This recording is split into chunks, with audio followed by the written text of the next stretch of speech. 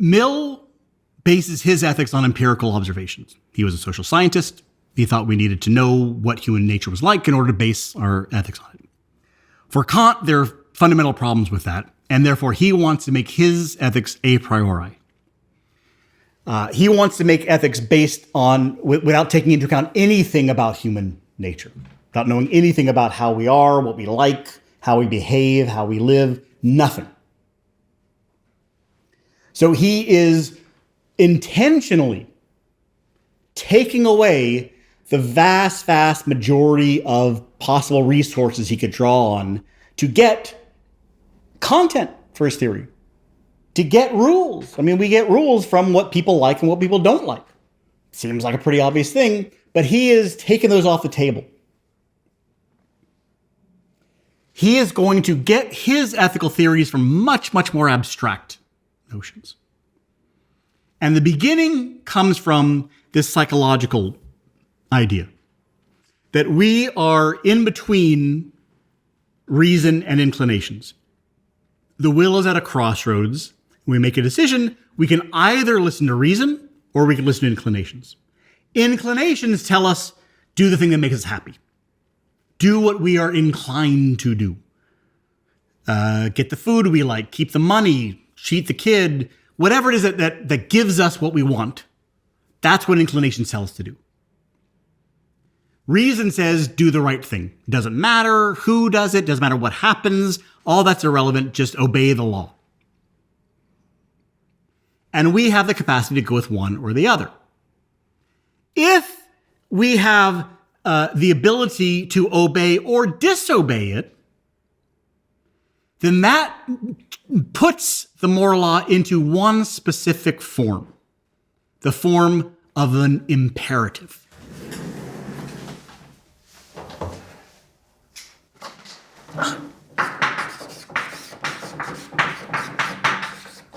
An imperative is a command. Right? It doesn't make any sense to give someone a command, to command someone to do something they can't help but doing. Right? I can't order you to obey the law of gravity because you have to obey it. There's nothing else you can do. You're going to stick to the Earth's surface no matter what. But if you can disobey something like the speed limit, then it makes sense, obey the speed limit. Then I can command it of you because you have the ability to disobey it. So because we are in between these two influences, and we have the ability to disobey the moral law, therefore it takes the form of a command or an imperative to us. So we know the form of the moral law for beings like us, and he explores then what an imperative is. And he says there are two kinds of imperatives. First, there's a hypothetical. Do X in order. So a hypothetical imperative has the structure do X in order to get Y. It promises the attainment of some goal for doing a certain action. And so it's a command, do X, you ought to do X, you are commanded to do X, but the explanation, the justification of it, the motivation for doing X is in order to get something else. It's kind of like Mill's instrumental good. Right? The reason why you are obligated to do X is because you want Y. Right? Practice your backhand in order to win tennis games. Take the medicine in order to recover from the disease. So these are commands, practice, take, but they are justified by the goal that they are meant to acquire for you. That's very different from the other type of command.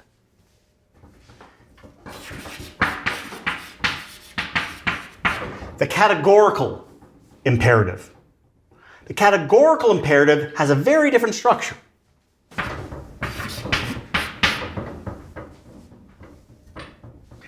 Do X. Not in order to, not because of, it's just do X.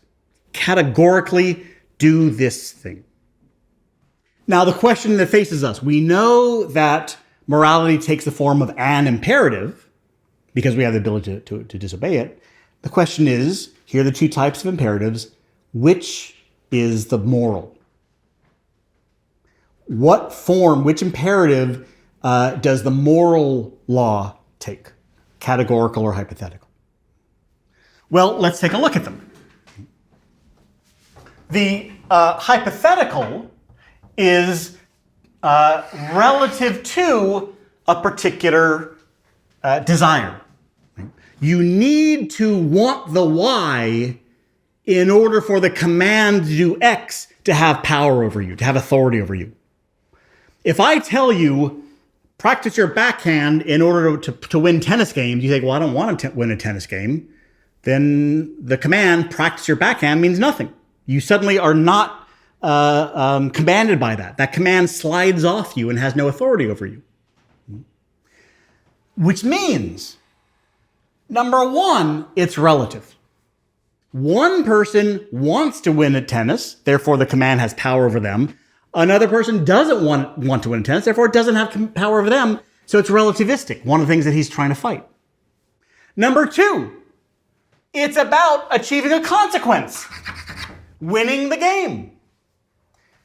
Kant is an anti-consequentialist. Morality is not about what you get, what happens, what you get. Therefore, if the command is about the consequences, then that can't be a moral one. Number three, why do you want that achievement? Why do you want why? Because it makes you happy. I like winning. I like playing the guitar. That's desire. That's happiness. It's eudaimonistic. So all three of the things that Kant is against, it turns out the hypothetical command falls into all three of those. And therefore, for all three of those reasons, the hypothetical command cannot be the moral command. What about the categorical? Well, to whom does this apply? Who is this restricted to? People who want to win? No. People who want to play? No. What conditions does it restrict itself to? None. That's what categorical means. It means all times, all places, to everyone.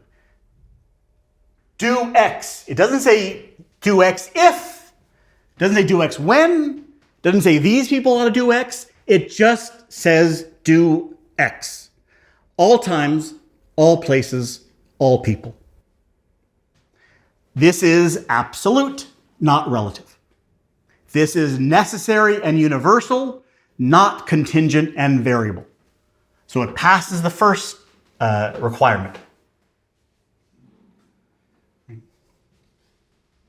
The consequences are off the table. Consequences are irrelevant. There's no consideration of consequences. You must do X, period, categorically, regardless of what happens, which is exactly how ethics ought to be for Kant. And the reason why we want to do Y is because we are inclined towards it makes us happy in some way. There's some reward there. If you're doing something for a reward, it's no longer ethical. It's prudence. It's prudential. Again, nothing bad about that, but it's not ethical. The categorical promises you nothing. The categorical does not appeal to your inclinations at all. The categorical has nothing to do with happiness. The categorical says this is the right thing to do, therefore do it. Nothing else. The categorical imperative is the structure of the moral law, Kant argues. Now that doesn't give us much. What we've got now, we have the three things that Kant was against. We have this moral psychology of inclinations and reason. And now that led us into the fact that the moral law takes the shape of an imperative. And now we know which kind of imperative it takes. But what the hell is this? We know we got to do it, but what is it? What do we do? Nothing. We have nothing. We have no information to go on. He's given us nothing. He's taken away everything. All information. Just from this fact, do X, Kant will get a law. Kant will get an actual rule that will tell us what to do in every single situation we are ever in for our entire lives. Just from that. It's one of the most amazing hat tricks in the history of philosophy.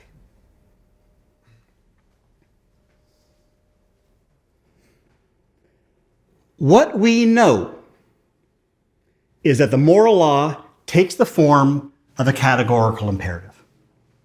A categorical imperative has a structure of a necessary and universal law.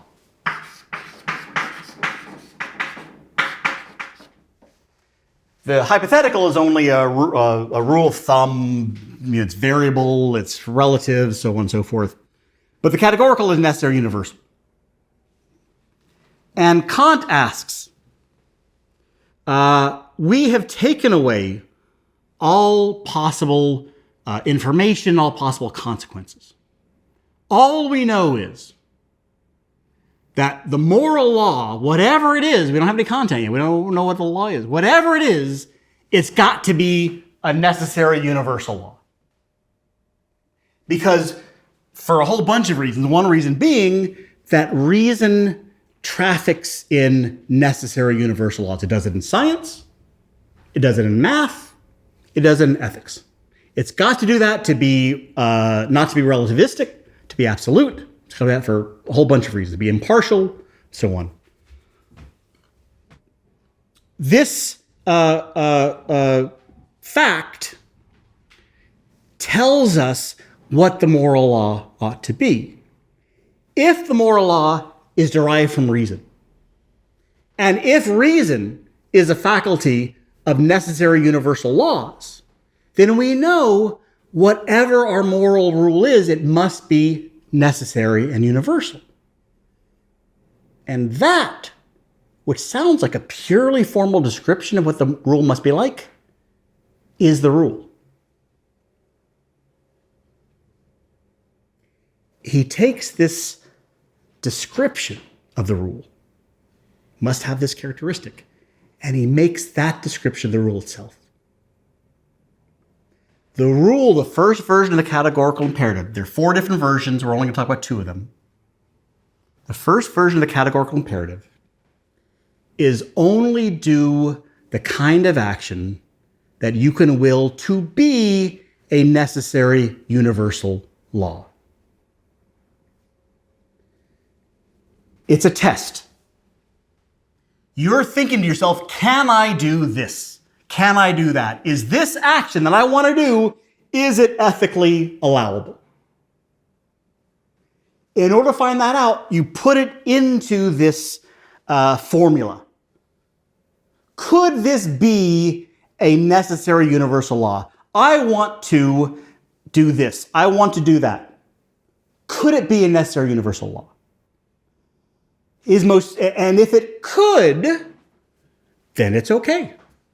If it could not, then it's immoral and you are not allowed to do it. So that shouldn't make any sense yet. So let's look at an example, a couple of examples.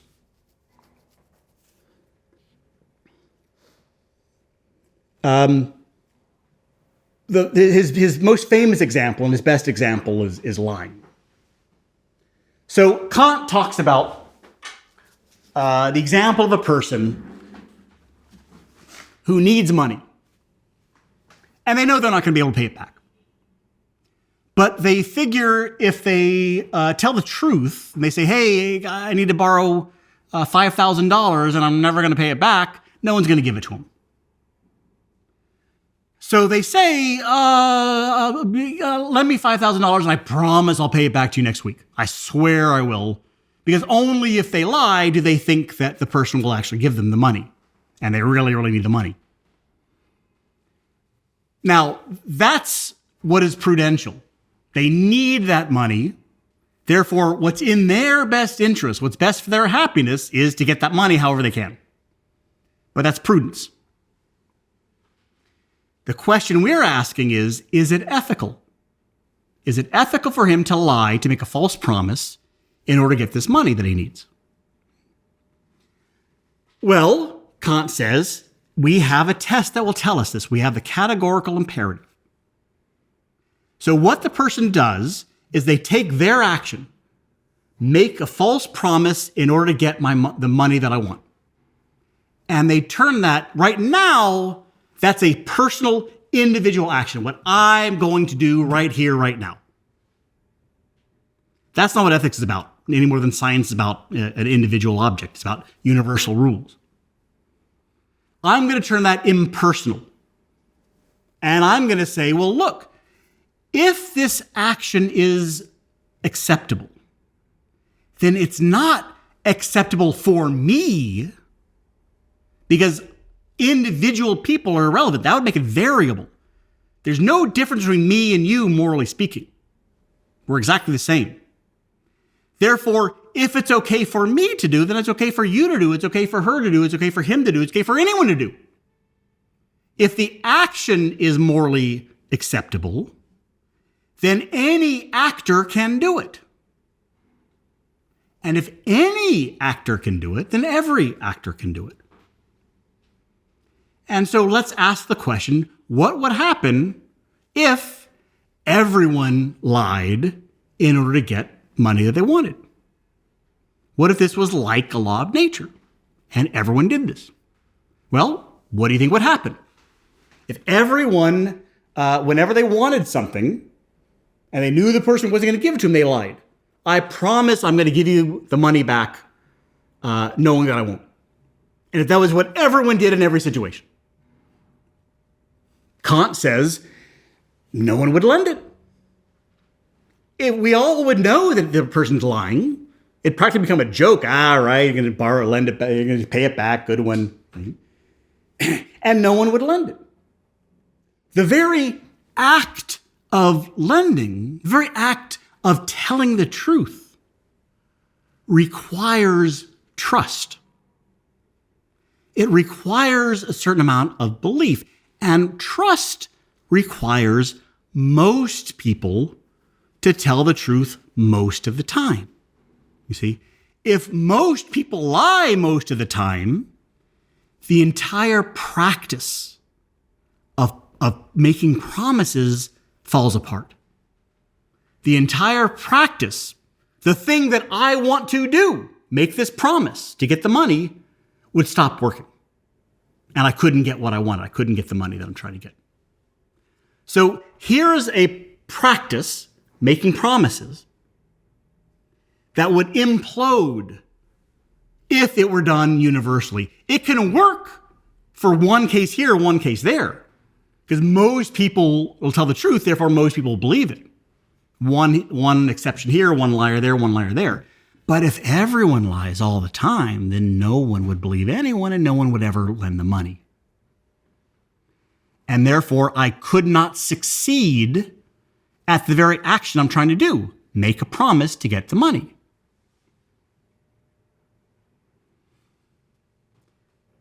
That sounds consequentialist, right?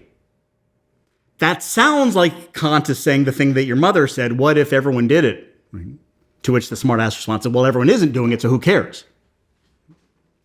But that's not what he's saying. It sounds like it, but it's not. I mean, that'd be a pretty obvious contradiction if he were going consequentialist like that. The question is not, would this be a good thing or a bad thing?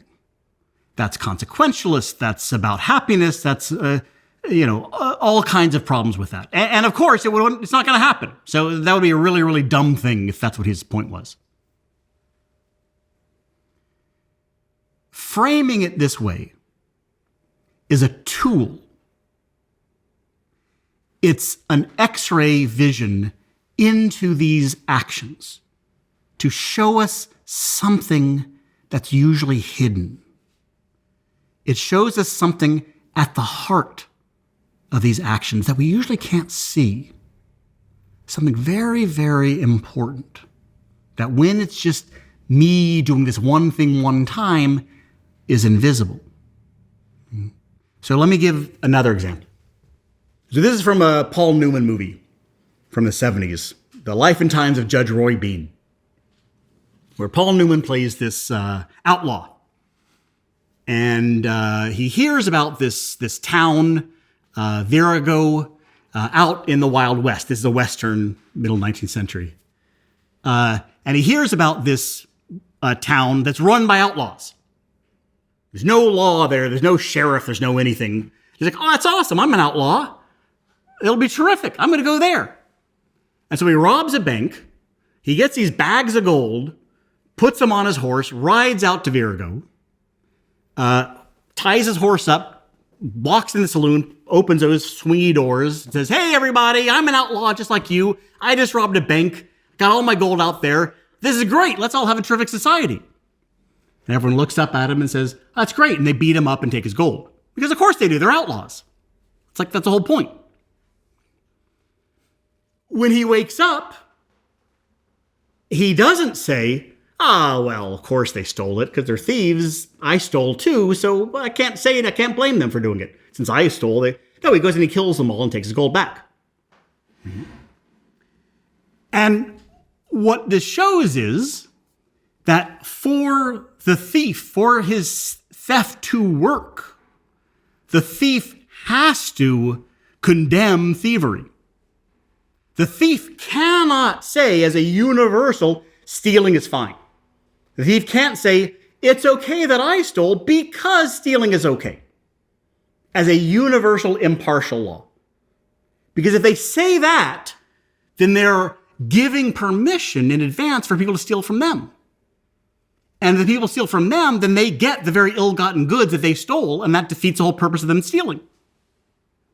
The only way that Roy Bean's thievery works, it succeeds at what he's trying to get, which is to keep the gold, is if other people don't steal. You see, he can only steal successfully if others don't steal. So he gets to steal because other people don't get to steal. He condemns them in order to give himself permission to do the same exact action. The problem is, from a moral perspective, he has no more rights than they do. He has no right to be treated special in a way that they don't. Everyone, here's Kant's egalitarianism. Reason treats everyone the same. Everyone has the exact same reason. That's why I have the same math and logic that you do. Everyone has the exact same rights, this exact same expectation of dignity and respect. So I have no special rights that you don't. Roy Bean has no special rights that everyone else in the town doesn't. So if it's okay for him to steal, it's got to be okay for anyone to steal. But the thing that this version of categorical imperative reveals is that for some actions, it cannot be okay for everyone to do. This isn't a matter of what Roy Bean feels. This isn't a matter of what the liar believes. The liar cannot approve of lying in general. Because if everyone lies, they can't lie. Roy Bean cannot. It's not because of his personality. It's not because of his individual opinions. He logically cannot approve of stealing universally. Because then he can't steal. He has to treat himself differently than he treats everyone else. What he does, Kant says, is he issues mentally a universal rule. No one can steal, and then makes an exception, except me. No one can lie, but I get to. Because that's the only way these actions work. Lying can only work if other people don't lie. Stealing can only work if other people don't steal. And this is what the categorical imperative reveals. It's not about the consequences. It's not about what actually would happen. It shows us something deeply buried in certain actions. Certain actions require a difference in roles, that not everyone gets the same treatment. Not everyone gets to do the same things. For lying, for stealing, you have to, the liar, the thief have to treat themselves differently from everyone else, or it doesn't work at all. This isn't a matter of their personal beliefs or opinions or feelings. It's logical. It's just the nature of the action. These actions separate out perpetrator from victim. They have to behave differently. They have to have different rights. And the fundamental rule underlying this is that no one is special, morally speaking. Everyone has the same rights. Everyone must be treated the same. No one gets to make an exception of themselves. If it's okay for you to do, it's okay for everyone to do. If it's okay for you to do, it's okay for anyone to do, and therefore it's okay for everyone to do. And some actions can't do that. And that shows that you're treating yourself differently than others. You're allowing yourself to do something you're not allowing anyone else to do. And that's wrong. That's the evil or the wrongness that the first version of the categorical imperative exposes. That you are allowing yourself to do things that you're not allowing others to do. And there is no moral justification for that. All the features about you that are different from others are about your inclinations or about your outside. And none of those matter morally. The only thing that matters morally is that you're a rational agent. And your reason is exactly the same as everyone else. And therefore, the things you are allowed to do are exactly the same as everyone else. And this shows that certain actions cannot bear that. And those are the wrong actions. Those are the actions that are evil. On the other hand, telling the truth, everyone can tell the truth and it's fine. There's no conflict, there's no contradiction, no problem. Therefore, that's perfectly good. Everyone can give. That's perfectly good. No problems there. It's only a few actions where it breaks down. And this is what, it's just stunningly brilliant because it seems random, it seems arbitrary, but it shows, it digs out this feature in these actions. It's not at all apparent. And what this feature is a contradiction. This is how he gets morality from logic. I would have said it's impossible if he hadn't done it. Contradiction is, I'm saying both lying is okay because I'm doing it, and lying is wrong because all of you can't do it. So the liar has to say at one and the same time, lying is acceptable and lying is unacceptable. And they're contradicting themselves. And that's a logical contradiction. And from that logical contradiction, Kant gets an ethics. And because the aliens have the same logic as we do, they have the same access to the same moral laws. And therefore, the first meeting, they will have the same access to the same exact laws. Before we talk, before we sit down and empirically come to an agreement, they already have the same rules. They already have the same laws. The law is that everyone must do the same thing universally, and it is universally accessible to everyone. It's just a beautiful theory. Whether it's right or wrong, you have to make up your own mind, but my God, is it gorgeous.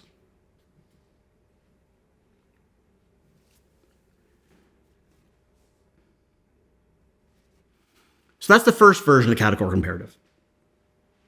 There are four. Kant says they're all the same. They're just different perspectives, different aspects, different ways of looking at it. Whether that's true or not, forests have been felled to make the paper for books that scholars have filled up debating that question. We are not going to get into that.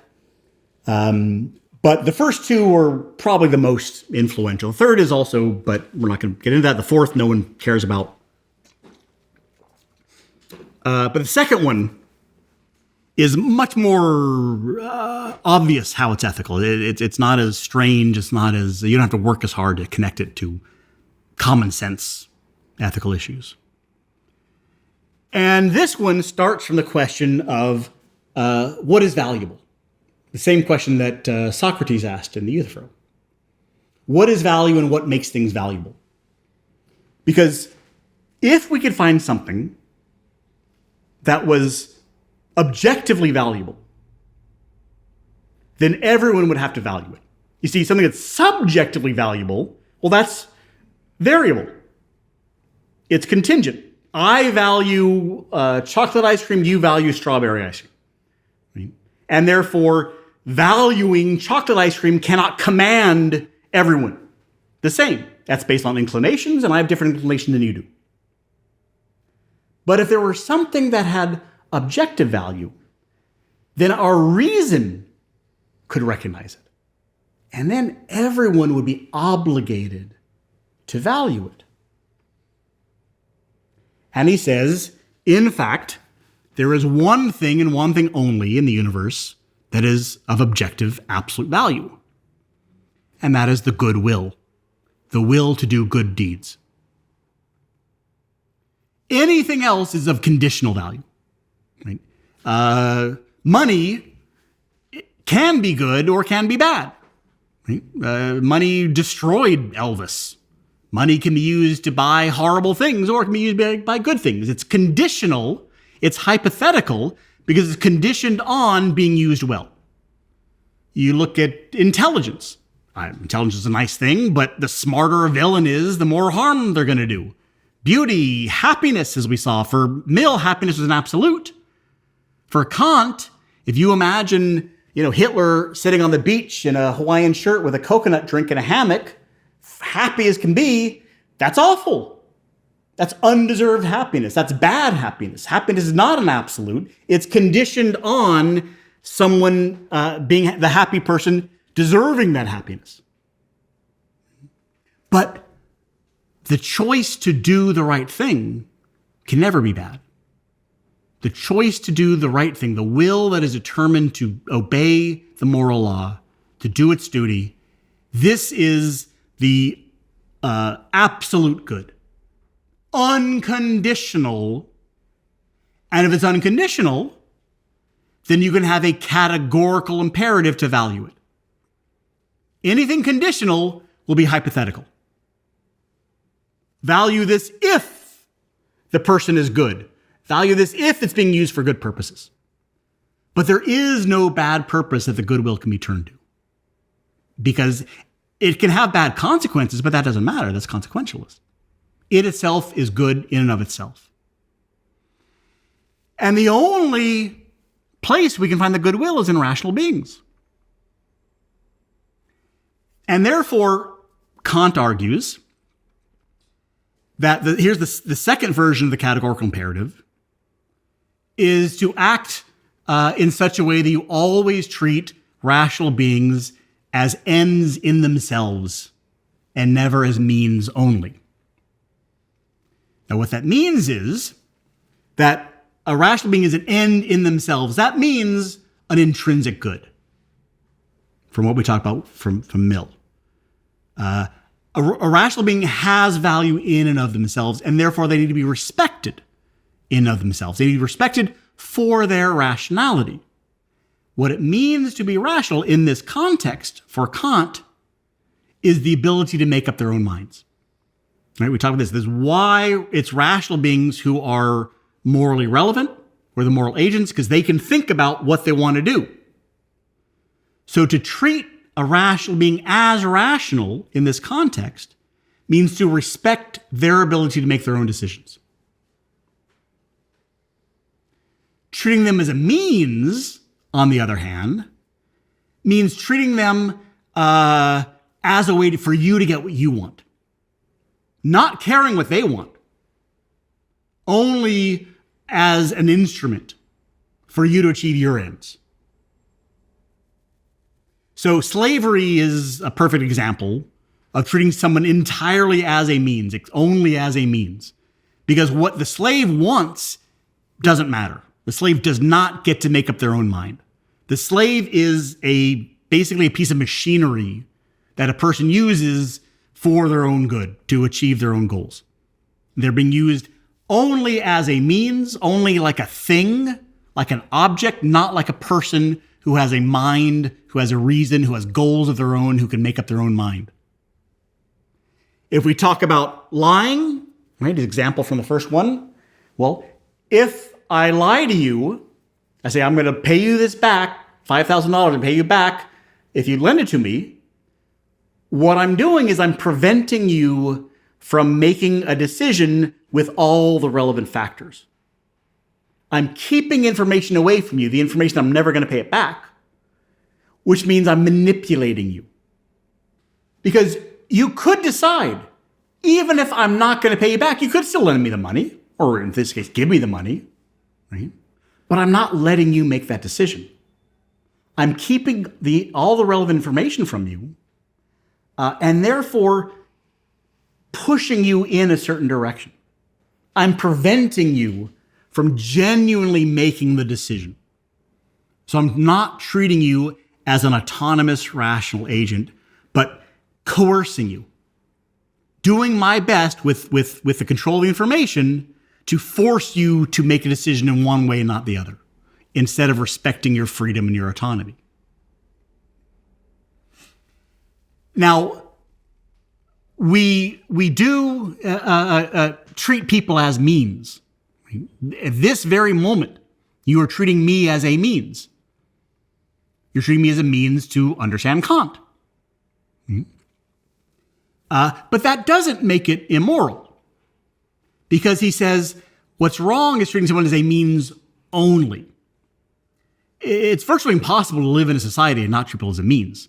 When you go to the grocery store and you buy a loaf of bread, you're treating the cashier as a means to get the loaf of bread. Treating the farmers as means who raise the crops. You're treating the truckers as means. Treat people as means all the time. To treat someone as a means only means not allowing them to make up their own minds. The cashier decided to be there. The farmer decided to raise that. The trucker decided to truck.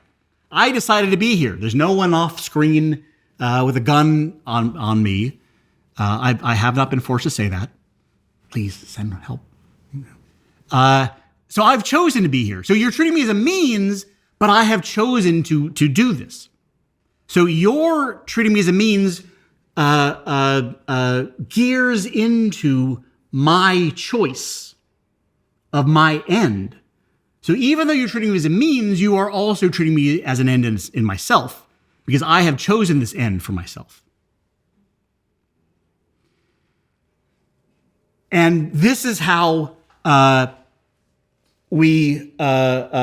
Kant, this is how we respect each other's freedom, each other's autonomy, while interacting with each other. And we can point to understand this, we can point to Batman. Right? A little obvious connection, but what I always want to ask Batman is, why don't you just kill the Joker? Yeah, you got the same pattern. Joker breaks out of Arkham Asylum, goes and kills people, does horrible things. Batman catches him, throws him back in Arkham Asylum. He breaks out, does horrible things. Batman is the world's greatest detective.